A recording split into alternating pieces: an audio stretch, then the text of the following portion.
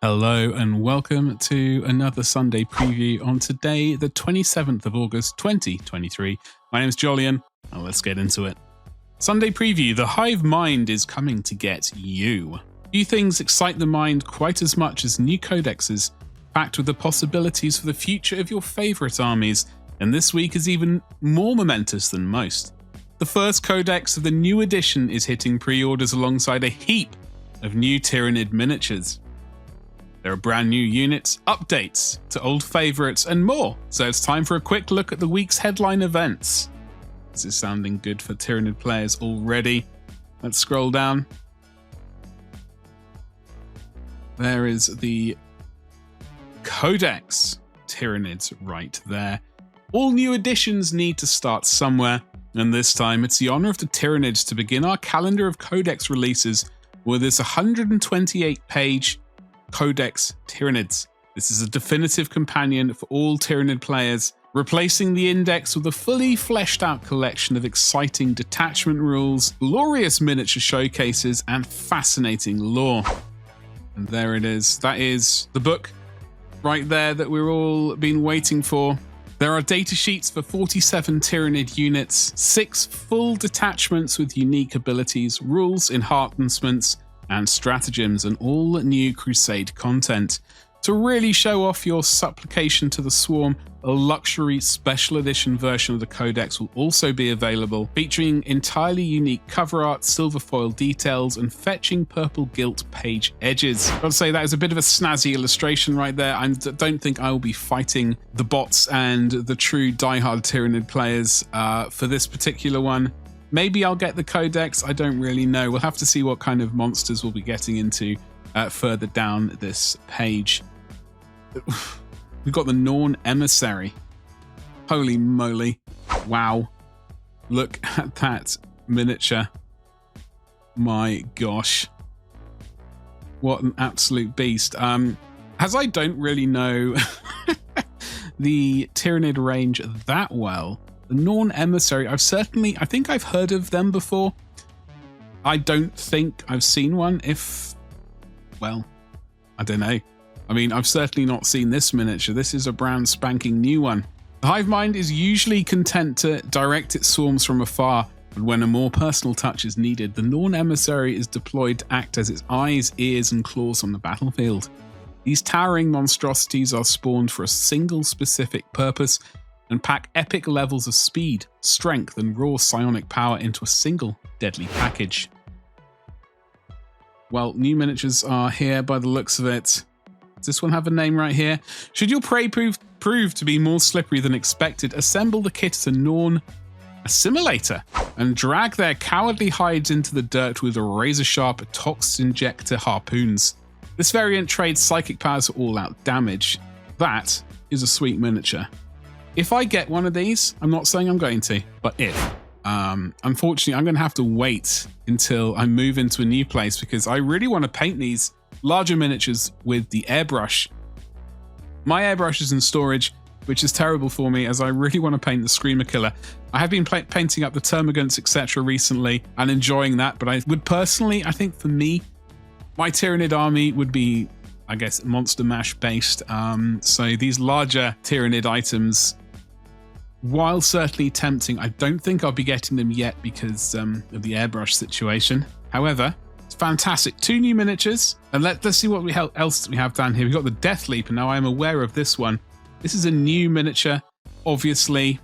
The hive mind knows the value of covert assassination when softening up planets for the incoming swarm. When failure is absolutely not an option, the specialized bioform known as Deathleaper is deployed to sow fear and chaos behind enemy lines, using the accumulated experience of 1,000 spawnings to plunge its targets into pure terror before hacking them apart. As you can see, that sweet miniature, there it is.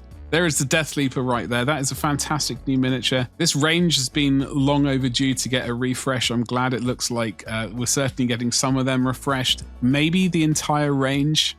Who knows? We got the Lictor as well right here. When panic and sabotage need to be sown on a wider scale, Lictors are the hive mind's weapon of choice. They're agile and stealthy creatures and slip through the defensive lines to slaughter valuable targets. So a Lictor as well. I did weirdly come up with a sort of what you might call a stealth-based Tyranid list just for fun the other week, using deathleapers, lictors, Von Ryan's leapers, etc. And also, I think it was mostly those, and then I shoved in a bunch of screamer killers as well, just for fun. But new lictors, absolutely fantastic. And there's a neuro lictor as well. Hello. Neurolictors are a new subspecies of lictor, only starting to appear across the galaxy. This bioform trades raw close combat prowess for insidious mental abilities and projects a psychic miasma that overcomes the enemy and shatters their discipline. Let's have a look at this bad boy. We got the glowy brain there. I've just been painting a glowy brain today, in fact. So that's fun, good bit of practice for me. What have we got going on here? Oh, okay. Sorry, I was looking at its left leg. It's sort of lifting a leg up and turning on its tail. Very interesting.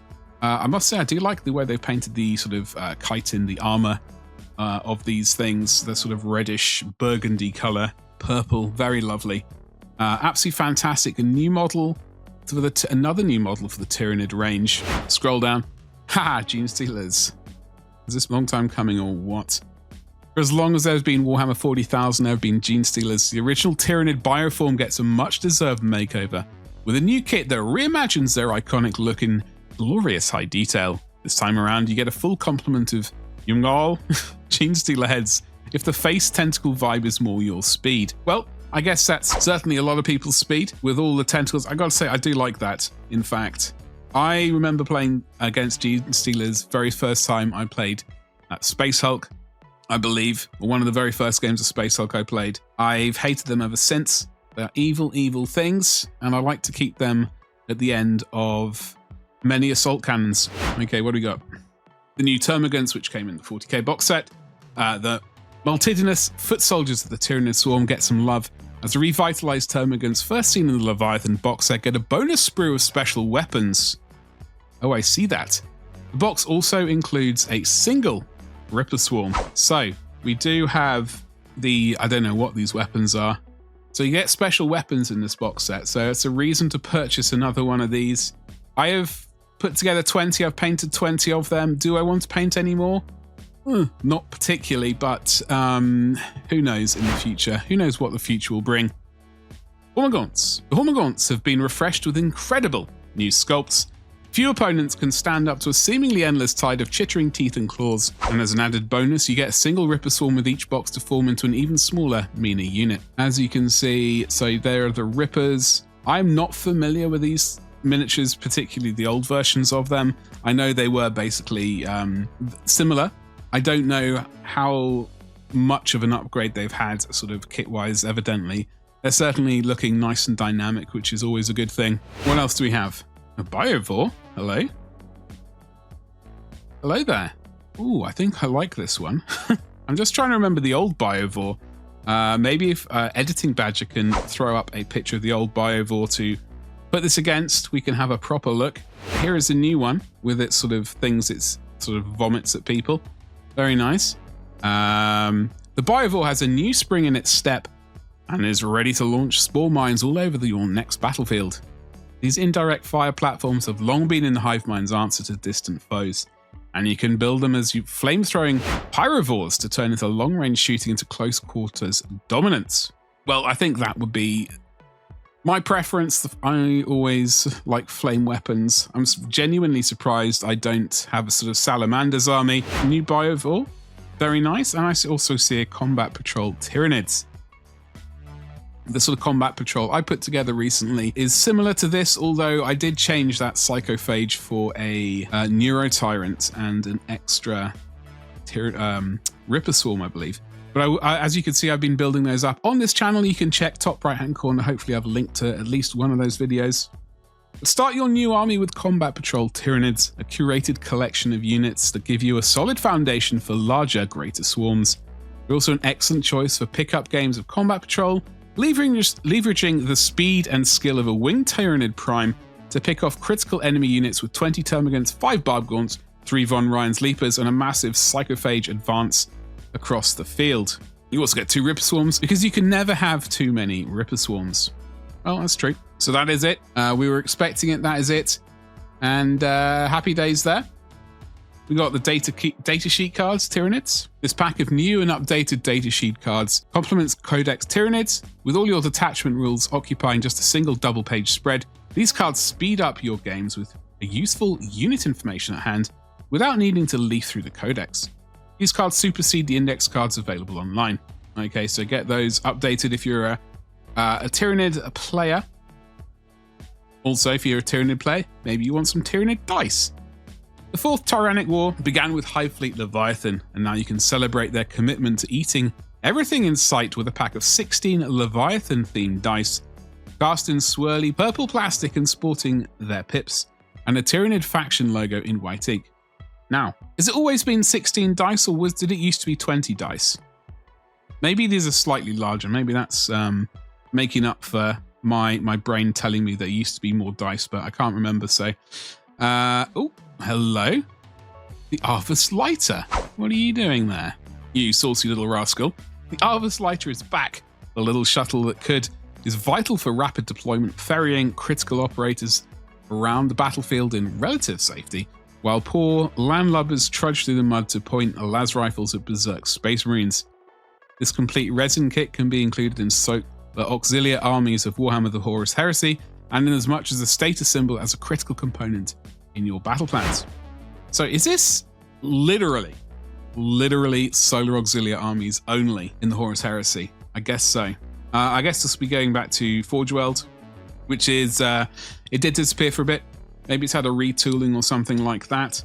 And I can see some Black Library stuff as well right here. Tyranid Invasion 2023 eShorts Week and subscription. Another Black Library eShort Week is here to deliver bite-sized, literally delights. And this time it's a Tyranid extravaganza.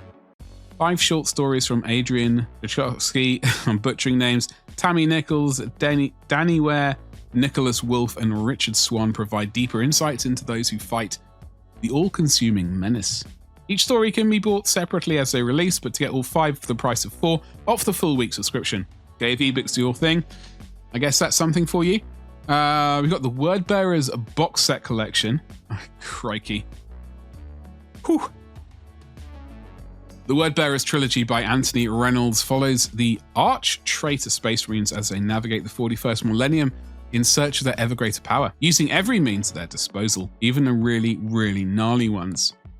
To celebrate this groundbreaking trilogy, all 3 books, Dark Apostle, Dark Disciple, and Dark Creed, are now collected in one beautifully presented special edition box set. Bound in maroon cloth covers with foil details, they're held in a classically decorated sleeve. With only 1,000 signed and numbered copies available, you'll need to secure yours fast. Faster than a speeding bot, that is for sure.